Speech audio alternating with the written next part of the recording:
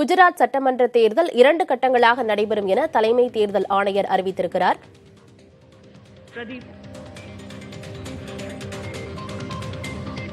ये मैं प्रदीप हूँ, टोटल टीवी न्यूज़ से। मैं जानना चाह रहा हूँ सर, जो अनाउंस हुआ है गुजरात का चुनाव और जिस तरीके से सवाल उठे थे कि देरी हुई है, हिमाचल का जब चुनाव अनाउंस आपने किया था, इन बीच कई सवाल उठाए गए, देरी को लेकर सवाल उठाए गए, तो क्या इन आरोपों का आप जवाब देंगे? वन और टू मोर। मोहित आशीष, आप अपना सवाल। सर, मोहित दुबे, न्यूज नेशन से हूँ। सर, लगातार निष्पक्षता को लेकर आप लोग बात करते रहे कि हम फ्री फेयर चुनाव हम लोग करवा रहे हैं। सवाल कांग्रेस ने उठाया है, आपके ऊपर निशाना साधा और कहा है कि आप स्वायत्त संस्था है, निष्पक्ष संस्था है, लेकिन इमोजी 3 बंदरों की लगा दी है। क्या आपकी प्रतिक्रिया होगी कांग्रेस के लिए? कोई और सवाल इसी से? सर, यही सवाल था मेरा कि सर इधर आशीष हूँ एबीपी न्यूज से, जो मोहित ने सवाल किया फ्रंट रो पे। सर, आपके ऐलान के साथ ही प्रिंसिपल ऑपोजिशन ने ही जब ये सवाल खड़ा कर दिया है कि आप निष्पक्ष चुनाव इन अदर वर्ड्स नहीं करा रहे हैं, इस पर आपका रिस्पॉन्स जरूर जानना चाहेंगे।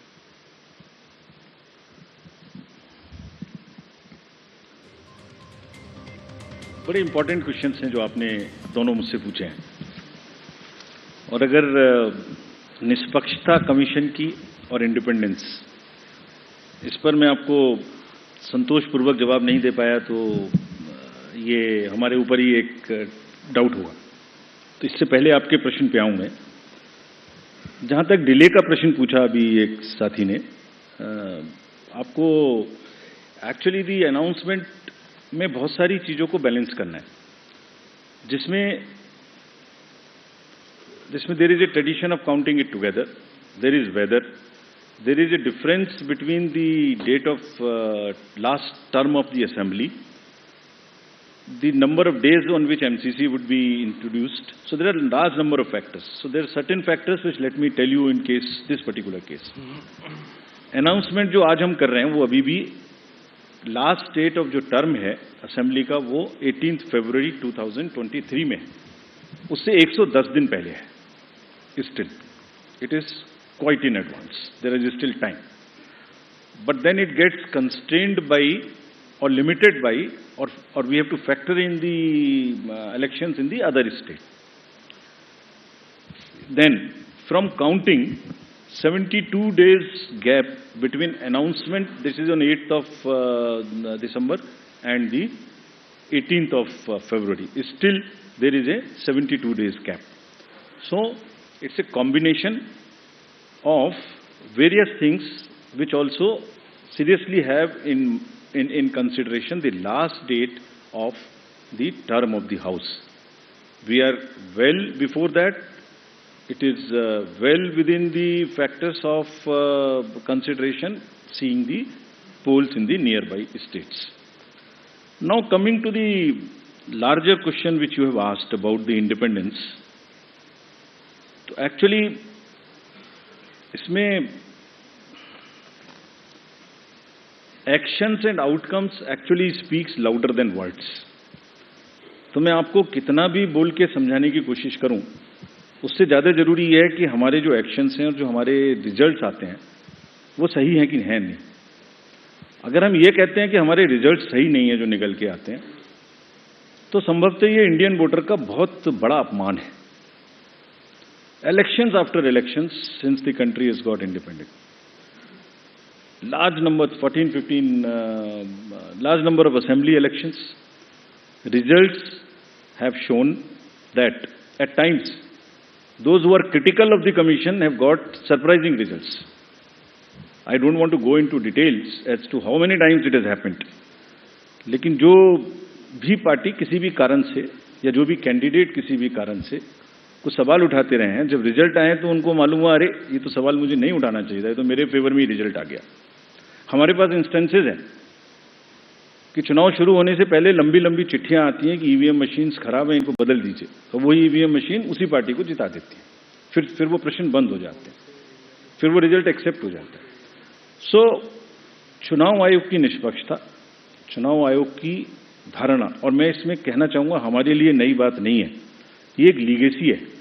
और ये इतनी प्राउड लीगेसी है इस कंट्री की, जितने भी पूर्व के, आज तो चुनाव आयोग बना नहीं है, जितने भी रिजल्ट्स हमारे पूर्ववर्तियों ने दिए हैं, ये उसी की स्ट्रेंथ है। और आपको एक चीज, I wish you were there in this, we could have invited you to the international conference we have on the EMBs a few days back. There are terminologies like democratic recession, democratic backsliding, which are being used world over in the democracies. The election management bodies of the various democracies, including the established democracies, if they don't have election management bodies, तो election authorities are facing serious issues of fake narratives. और चुनाव से पहले एक negative माहौल बनाने का जो प्रक्रिया है, वो it's a part of it, we are aware. कभी कभी जब क्रिकेट का मैच होता है तो दोनों पार्टी हारने के बाद कोई भी पक्ष एम्पायर को भी ब्लेम करता है। यहाँ तो कोई थर्ड एम्पायर है नहीं जो पीछे जाके हम बॉल बाई बॉल देख सकें, लेकिन जो रिजल्ट निकल के आता है वो इसकी टेस्टिमनी है। और ये विरासत है जो हमारे पूर्ववर्ती सभी आयुक्तों और प्रमुख और मुख्य चुनाव आयुक्तों ने बनाई है, which is it, and this is it, and the results are the biggest testament of the impartiality of the commission. और हमारी ड्यूटी सिर्फ कंबाइंडली यही है कि हम उसको आगे ही बढ़ाएं, कहीं भी स्लाइड ना होने दें।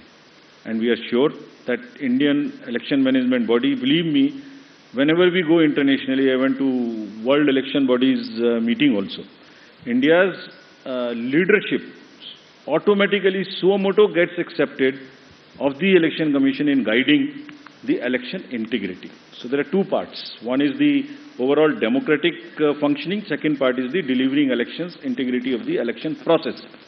When it comes to the integrity of the election process, India becomes the natural choice, and world over, our leadership is accepted.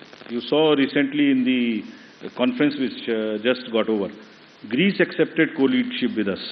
Mauritius accepted co-leadership with us. IFES accepted co-leadership with us. The dignitaries from world over came, and we are going to do 2 more conferences like this. So we'll, by action, continue to show that we are 100% impartial. And whenever the specific instances are there, please bring it. We have given you a challenge on CVGIL. Gujarat சட்டப்பேரவை தேர்தல் தேதியை தலைமை தேர்தல் ஆணையர் ராஜீவ்குமார் அறிவித்திருக்கிறார். விவரங்களுடன் செய்தியாளர் கணபதி இணைந்திருக்கிறார். கணபதி, முழுமையான விவரம் என்ன?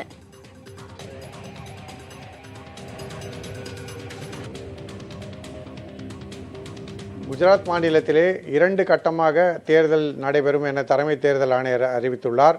முதல் கட்டம் டிசம்பர் 1ஆம் தேதி என்றும், 2ஆம் கட்டம் டிசம்பர் 5ஆம் தேதி என்றும் நடைபெறும்.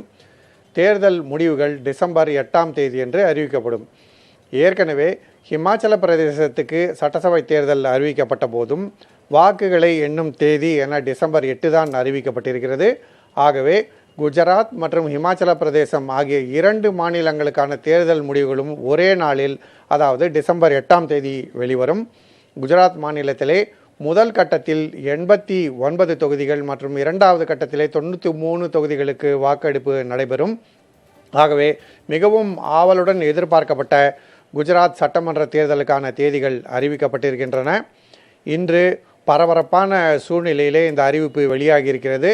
உள்துறை அமைச்சரான அமித்ஷா குஜராத்திலே முகாமிட்டு பாரதிய ஜனதா கட்சி தலைவர்களுடன் ஆலோசனை நடத்தி கொண்டிருக்கிறார். அதே சமயத்திலே அரவிந்த் கெஜ்ரிவால் நாளை குஜராத் சென்று அங்கே முக்கிய அறிவிப்புகளை வெளியிடுவார் என ஆம் ஆத்மி கட்சியை சேர்ந்தவர்கள் எதிர்பார்த்து காத்திருக்கிறார்கள். அதே சமயத்திலே காங்கிரஸ் கட்சியின் பாரத் ஜோடோ யாத்திரை இன்னொரு பக்கம் நடந்து கொண்டிருக்கிறது. ஆகவே இந்த தேர்தலிலே போட்டியிடும் இந்த 3 கட்சிகளுமே மிகவும் மும்முரமாக தங்களுடைய பணிகளை இனி முடுக்கிவிடும் என எதிர்பார்க்கலாம். ஆனந்தி, கணபதி, குஜராத் தேர்தல் தேதி அறிவிக்கப்பட்டுள்ளது. இனி அங்கு தேர்தல் பணிகளும் தேர்தல் களமும் சூடுபிடிக்கும். குஜராத் மாநிலம் பிரதமர் மோடியின் சொந்த மாநிலம். இந்த சட்டமன்ற தேர்தல் மத்தியில எந்த அளவுக்கு முக்கியத்துவம் வாய்ந்ததாக இருக்க போகுது?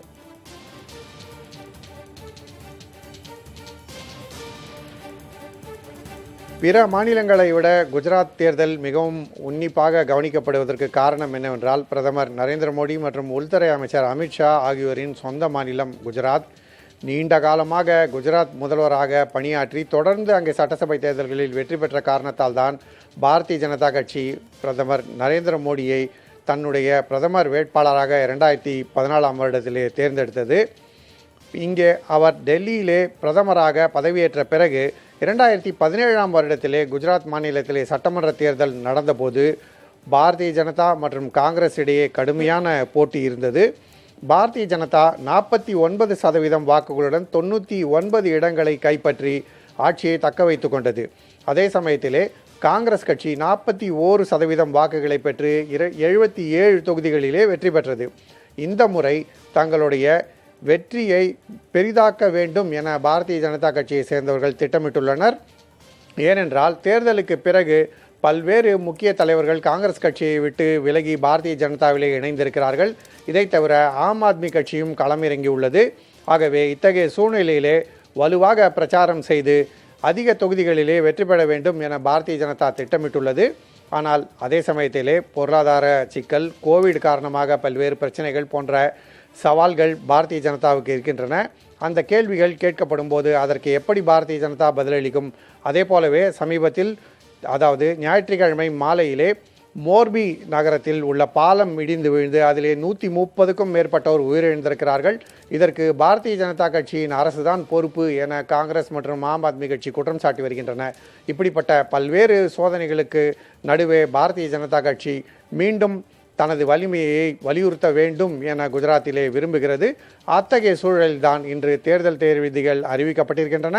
அத்துடன் ஹிமாச்சல பிரதேசம் மற்றும் குஜராத் ஆகிய 2 மாநிலங்களுக்குமே தேர்தல் முடிவுகள் ஒரே நாளில், அதாவது டிசம்பர் 8ஆம் தேதி வெளிவரும் என தேர்தல் ஆணையம் முடிவு செய்திருக்கிறது. ஆனந்தி, கணபதி, இப்போ மோர்பி பாலம் விபத்தும் ஒரு முக்கிய பிரச்சனையாக இந்த தேர்தலில் எதிரொலிக்கும், அப்படித்தானே புரிந்து கொள்ள வேண்டும். தற்போது வரைக்கும் மக்கள் மத்தியில் எந்த கட்சிக்கு செல்வாக்கு அதிகமாக இருக்கிறது?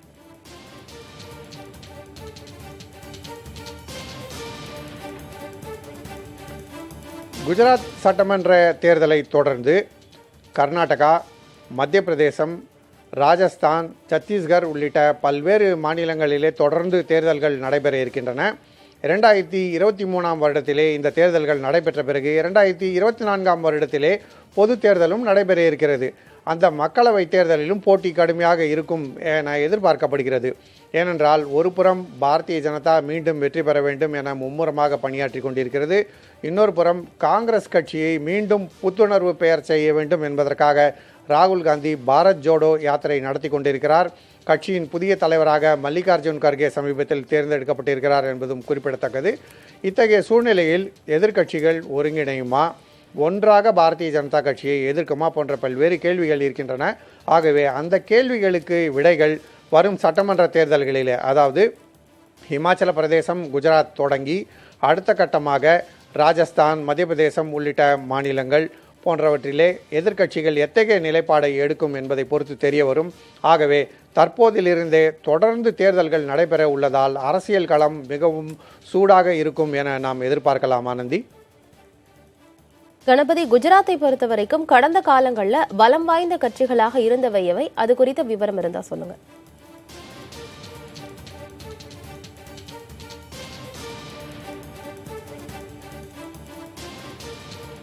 குஜராத்தை பொறுத்தவரை இதுவரை காங்கிரஸ் மற்றும் பாரதிய ஜனதா இடையே நேரடி போட்டி நடைபெற்று வந்தது.